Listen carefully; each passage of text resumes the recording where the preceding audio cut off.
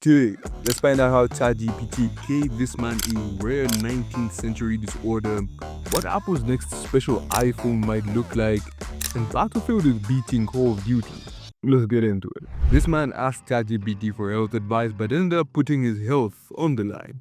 Using one of the older versions of the AI, the 60-year-old decided to cut salt from his diet, and ChatGPT suggested bromide as a replacement, but it's best suited for cleaning and not seasoning. So instead of a healthy life, you got a rare 19th century psychiatric disorder called Bromism, hallucinations, insomnia, acne, rashes, hospital bed. An absolute nightmare for someone who thought his neighbor poisoned him. Thankfully, he's recovering. However, that's not the thing blowing up right now.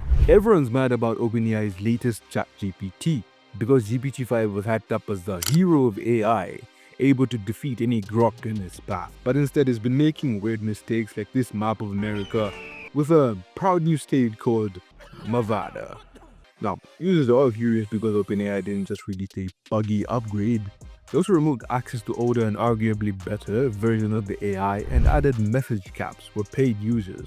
To calm the storm, OpenAI CEO doubled the cap for plus subscribers from 200 to 400 and restored GPT-404 paid users, while the rest of us are stuck with the party guest nobody really likes. And you think after all this that nobody wanted to step foot next to an AI doctor, but NASA and Google are teaming up to develop an AI medical assistant for space missions.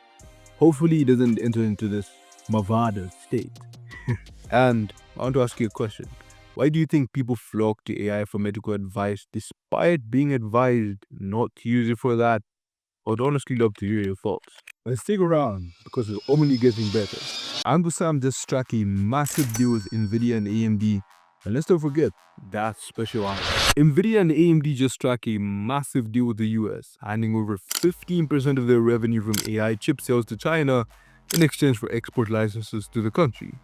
However, state-owned media in China is telling domestic companies not to buy these chips, calling them neither environmentally friendly, advanced, nor safe. Meanwhile, China still wants the US to ease restrictions on AI chips as part of the trade deal. So, despite China's mixed feelings, Beijing still wants to buy them, and Uncle Sam is still getting a cut of that money. And it possibly can pay off its massive debt.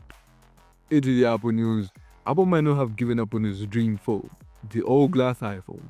Its patent was first submitted back in 2020, but in 2025, Apple had just refiled it, hinting that they still are interested in this massive cash cow. Like seriously, imagine how much you would pay for Apple Care for a phone that's completely surrounded in glass. It would cost almost as much as the phone itself. Still, while it's cool that Apple's experimenting in the theoretical world, this phone is still years away from release, assuming that it survives gravity first. But that's not the only thing getting pushed back. Apple's redesigned MacBook Pro might not show up in early 2026. Instead, we could be waiting until late 2026 or even early 2027.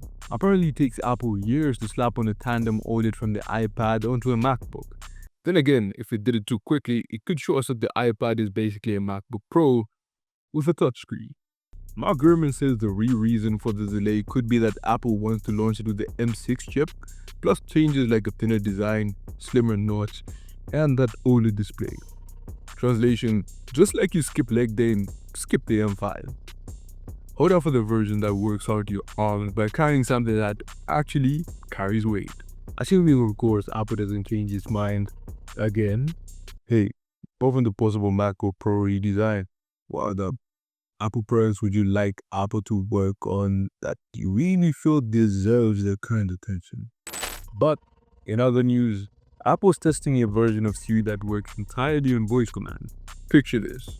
You could search for and edit photos, comment on social media posts, all without touching your phone, leaving your fingers without a sense of purpose, and fixing bad posture everywhere. Of course, there's still the risk that you tell Siri to order you an Uber and it books you a scooter instead. Still, Apple says this big makeover is coming in spring 2026, and hopefully by then, Siri will stop misunderstanding basic requests. Then again, Apple could always change its mind and fool us again with a second round of crappy AI. Into the gaming side of things, Battlefield 6 just beat Call of Duty. How? During this open beta, it had more concurrent players on Steam than Call of Duty Modern Warfare 2. EA says this was the biggest open beta in Battlefield history. However, the biggest challenge comes next, turning those concurrent players into paying customers when the game officially launches on October 10th. A rumored free-to-play Battle Royale mode could help keep people around long term. Meanwhile, AMD has officially retired the Ryzen 7 5700X3D.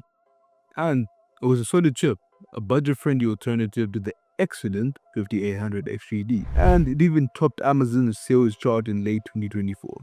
That's despite running on an older architecture and DDR4 RAM. AMD has quietly unveiled the RX 7400, an entry-level RDNA 3 GPU meant as a stress relief for overworked integrated graphics.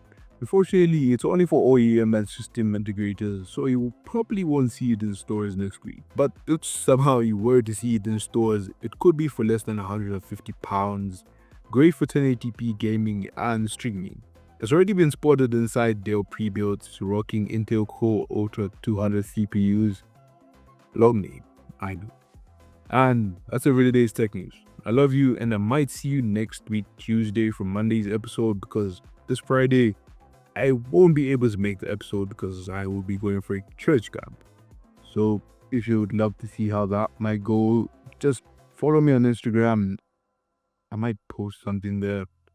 But I love you. I would love to hear your opinions down in the comments. I only respond to them, and I'll see you in the next one.